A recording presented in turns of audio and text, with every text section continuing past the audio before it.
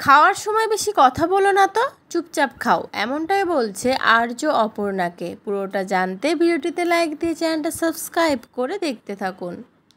চিরদিনই তুমি যে আমার সিরিয়ালের আগামী পর্বে আমরা দেখতে পাবো অপর্ণা আর্যর সাথে দাঁড়িয়ে দাঁড়িয়ে খুব হেসে হেসে কথা বলতে থাকে, কারণ তাদের দুজনের মনটাই আজকে বেশ ভালো ছিল। আর ঠিক তখনই একটা অচেনা লোক এসে আর্যকে শঙ্কর বলে জড়িয়ে ধরে। আর এটা দেখে পুরো চমকে যায় আর্য।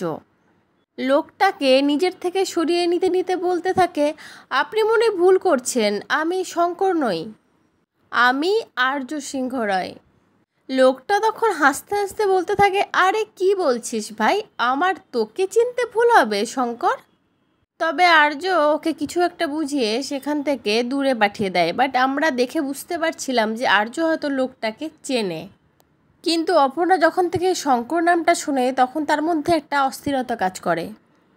এরপরে যখন অপর্ণা আর আর্য একটা টেবিলে বসে খেতে থাকে, তখন অপর্ণা বলে আর্যকে, আচ্ছা ওই লোকটা আপনাকে শঙ্কর নামে ডাকছিল কেন? ও কি সত্যি আপনাকে চেনে? তখন আর্য বলে, খেতে খেতে এত কথা বলতে নেই, চুপচাপ খাও। এই বলে আর্য ব্যাপারটা ইগনোর করে যায়। তবে অপর্ণার মনের সন্দেহটা কিন্তু কিছুতেই দূর হতে চায় না, সে আর্য যাই বলুক না কেন।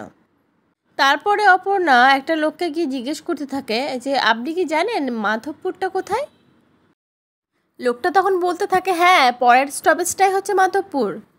আর এই মাধবপুর নামটা শুনেই অপর্ণা যেন অবাক হয়ে তাকিয়ে থাকে, মানে তার মধ্যে আবার সেই অস্থিরতা কাজ করতে থাকে।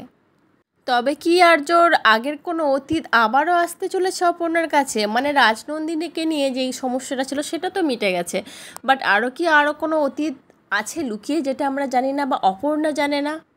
আদৌ কি এই আর্য সিংহ রায়টা তার আসল পরিচয়, নাকি এই আর্য সিংহ রায়ের আড়ালে ওর আরও কোনো পরিচয় আছে, হয়তো অন্য কোনো নাম আছে? লোকটা যে শঙ্কর নামে তাকে ডাকলো সেও হয়তো আর্যর খুব চেনা। এরকম হাজারো প্রশ্ন জানি আপনাদের মাথার মধ্যেও ঘুরছে। তো পরবর্তী আপডেটগুলো দেখলে সেগুলো ক্লিয়ার হয়ে যাবে। পরবর্তী আপডেট নিয়ে তাড়াতাড়ি আসি, সঙ্গে থাকুন, সাথে থাকুন, আর চ্যানেলটা সাবস্ক্রাইব করে দেবেন। আর কেমন লাগলো আজকের পর্বটা সেটা কমেন্ট করে জানাবেন। ধন্যবাদ।